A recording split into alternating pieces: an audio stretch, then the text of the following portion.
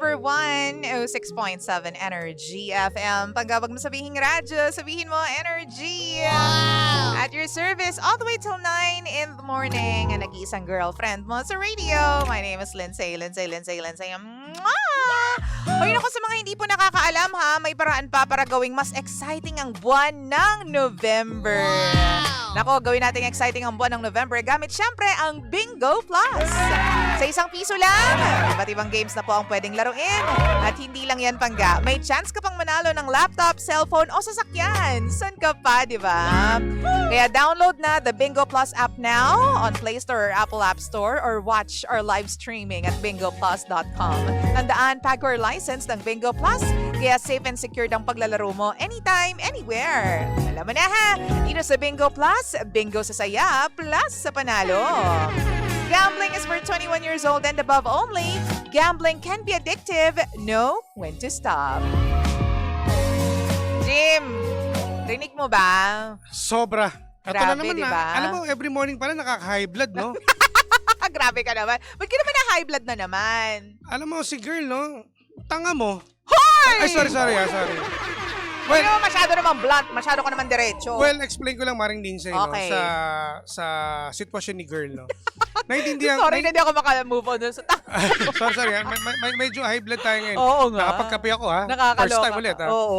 Hindi, ano lang, naintindihan ko yung part ni girl, no, na talagang meron kasing mga babae, kababaihan, tulad mo, no, na Ayusin mo ha! Hindi, Sasampalin kita! Totoo, seryoso to. Oo.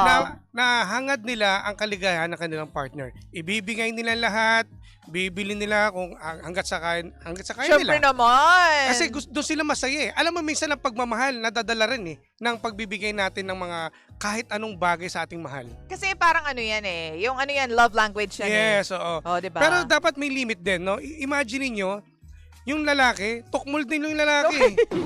Hay, ano ka ba? Tama ka doon, no? Tinatanong ng letter sender mo na siya ba ay sugar mom? Totoo. Kasi walang ginagawa yung lalaki. Nagsasama na sila, di ba? Oo. Tapos nagbabayad ng bills, babae. Yung babae. OMG.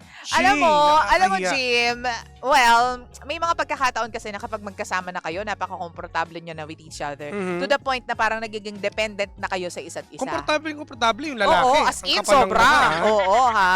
O, yung babae pa nga raw yung nagbabayad Yun ng nga line. eh. Naka-line pa ang koya mo, wala na nga Grabe. ambag sa line. Malaman, naka-iPhone Pro Max pa yan. pero ang nakakaano lang dito, ang nakakayumot lang sa relasyon nila, no, parang 'di ba pag kayo nagsama na sa isang bubong, no? Mm-mm. Which is live in na sila, 'di ba? Hindi pa Live-in, naman kasal. oo. Dapat ano yan eh, kumbaga hati lahat. Oo. Pagdating sa gastos.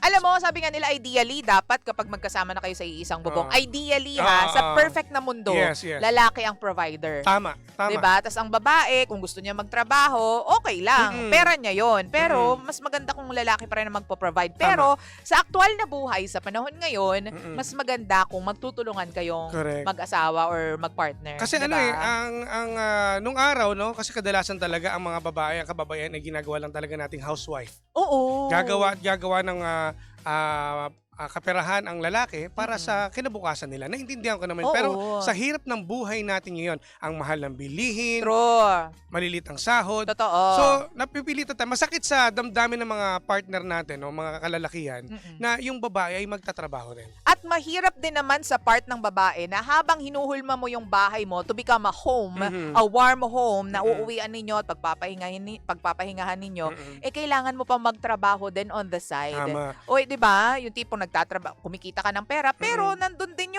yung sa side na, teka lang, kailangan kong ayusin yung bahay, Yeah.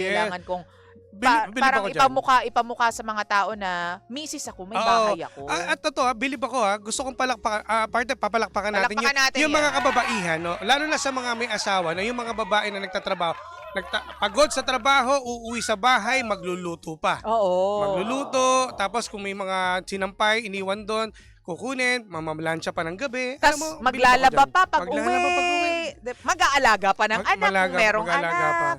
Grabe mga super moms talaga. Oo, sobrang napakagaling ninyo at wala akong masabi. Lalo na sa mga gantong sitwasyon, talagang hindi dapat to pinagtatagal eh. Oo. Kasi itong relasyon nila, walang kwenta yan. Kasi live-in pa lang, practice stage pa lang to eh. Oo. O dito mo masusubukan, o dapat alam mo girl na nakikita mo na ito ba yung magiging future husband ko in the future na wala namang anak ng... Diba? Hindi! Hoy! Hindi! Hindi! Kim. Sandali lang si Vance, na kaibigan ko si Vanessa. Hello, kamusta ka dyan?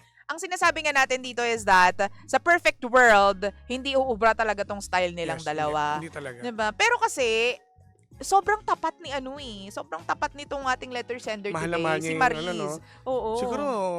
Siguro magaling. minsan Baka dakila. Minsan talaga. Yun din pero dapat magising ka sa katotohanan, no? At kawawa, ikaw rin ang magiging kawawa dito.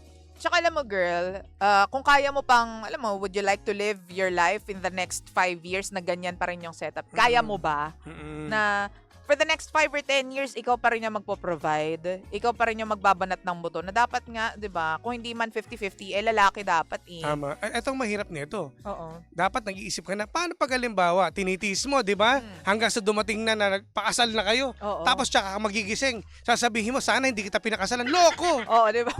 Sablay, di ba? Sablay. Dapat ngayon pa lang, mag-isip-isip ka na tama ba tong desisyon ko na nagiging sugar mom ako sa Diba? kanya? Sabi dito ni Kim, kung di mo alam ang purpose ng asawa mo sa buhay, baka isa siyang all-purpose cream. Aray ko. Diba? Tama. Alam mo, yun nga nakakaloka din dun sa part na sobrang tapat pa rin niya kahit ganun yung nangyayari sa kanilang Napakaswerte. dalawa. Alam mo, gusto ko sabihin to, Maring Lindsay, Oo. no? Aking kalalang. So, ano pa pangalan yan? Si Maris.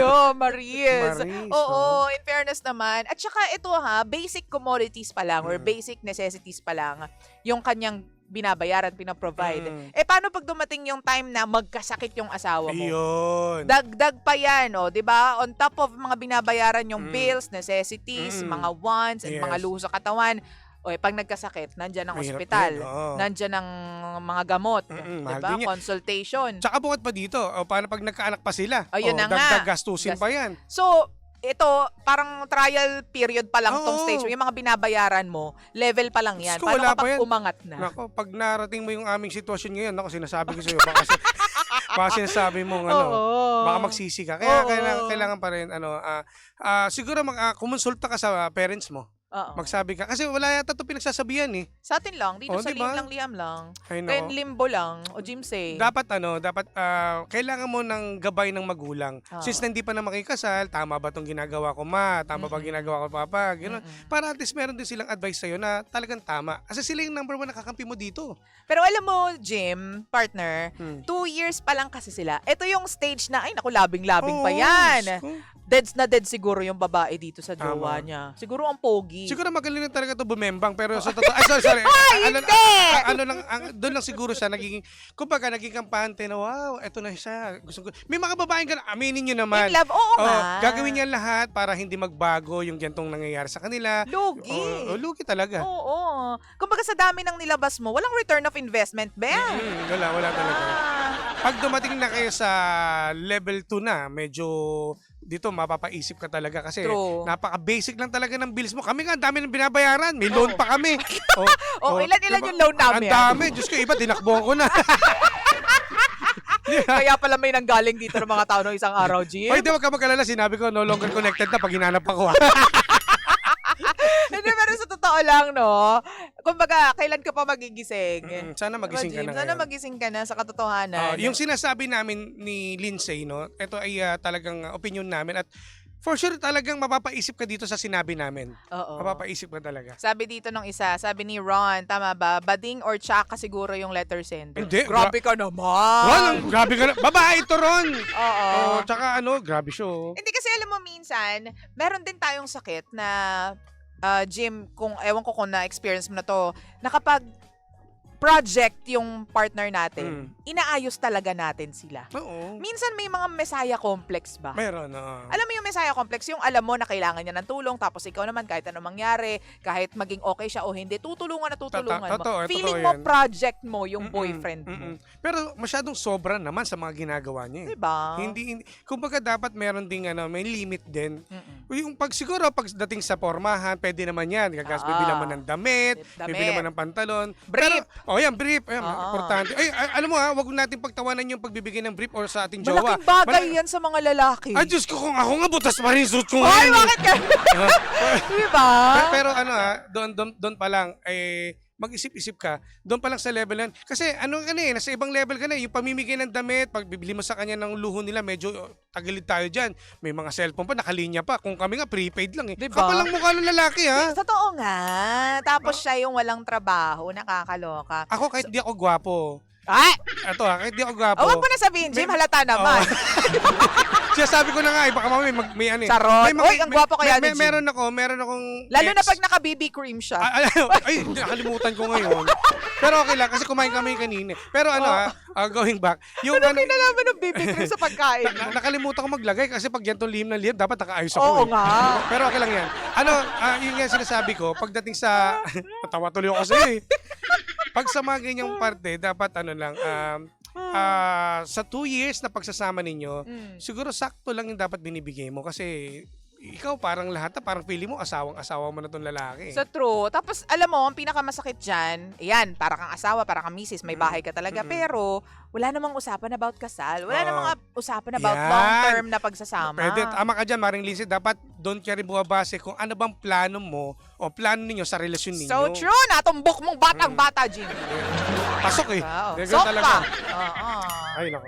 Well, ano nga pong masasabi ng mga pangga natin? Sabi dito sa ating Facebook page, Energy FM 1067. Basa, Jim. Asan ba yung remote? Nasaan na ba? Oh, ayan. Pero sige, habang naghahanap ka dyan, pwede nyo rin po kaming i-text sa aming text line, 0945-367-8792.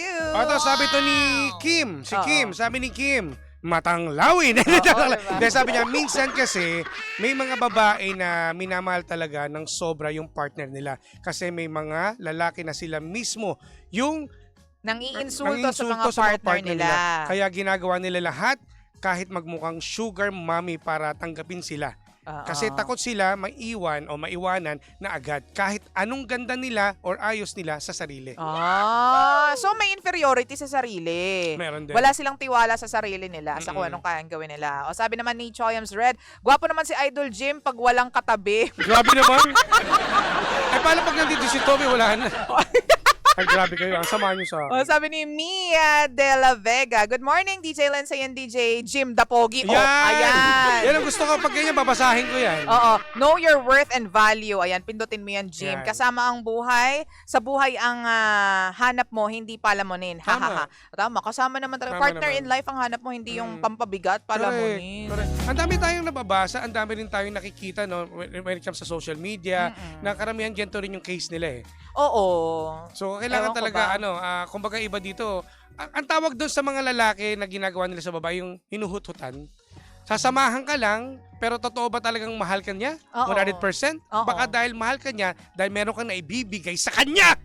Bakit ka galit? Kaya mo talaga ako sa ganyan eh. Kasi Oo. na-experience ko rin eh. Nagalit ako sa sarili ko. Ay, wow! Kasi binibigay rin sa akin lahat. Ay, wow! Ang taray mo Oo. naman! Totoo yun. Binibigay sa'yo lahat. Binibigyan Nagalit ako ka sa sarili mo kasi hindi mo binabalik. Oo, tsaka gusto ko kasi talaga ako yung gumagastos, di ba? Ang gwapo mo, Jim. No. Grabe. Lalo ngayon, dami kong kliyente. Oo. Baka gusto mo ikaw lang gastosan ko, ano? Ano pangalan itong natin? Si Mariz. Maris, ano number mo? PM mo ako. Ay, nako. Oy, panggaha, 8:47 na po nang nagmamagandang umaga. Thank you very much for Thank you. tuning in sa Lihim ng Liham sa amin ni Jimbo ngayong Maraming umaga na salamat. to. Oy, kung meron kayong mga stories pa rin, we encourage you to send in those letters sa aming account, facebook.com/Lindsay1067. At sa iba, DJ Jimbo. Yan, at magkaalaman po tayo bukas, same time, same frequency, lihim ng liham pa rin, kasama kaming dalawa. At don't forget to like pala yung aming mother page, Energy FM 1067. Ako bukas ulit. Ano kaya na naman ang ating pag-uusapan na ating letter sender? Huwag kayong mahiya. Sana naman may mga lalaki na mag-send po sa atin. Ay, totoo yan. Kasi karamihan din may mga lalaki na nahihiya lang na mag-send sa atin. Oo. Huwag kayong mahiya kasi ako magbabasa. Oy, oo, tama. In Tatry nga. fairness Pag kay Jim, pag oo. lalaki ako magbabasa. Ito, sige, Mare, sige. ha? Oo, sige. Ako Sige. magbabasa. Deal yan. Deal yan. Okay, thank you very much. Pangga tayo pa rin pang number 1, 06.7 Energy FM. Panggabong sabing radyo. Sabihin mo! Energy! DJ Lindsay at DJ Jimbo. Energy sa umaga! Hi, Bangga! Please like and follow. Share and subscribe To our social media pages at Energy FM 1067, on Facebook and Twitter. Instagram, YouTube, and on TikTok. Samahan mo pa rin kayo pangga sa aming Facebook Live o TikTok Live sa programang Baklita sa Woo Woo Woo! Tuwing alas 11 ng umaga hanggang alas 12 po yan ng tanghali. Monday to Friday yan. Syempre dito po lamang yan sa number 106.7 Energy FM. Pangga, wag mong sabihing radyo. Sabihin mo, Energy!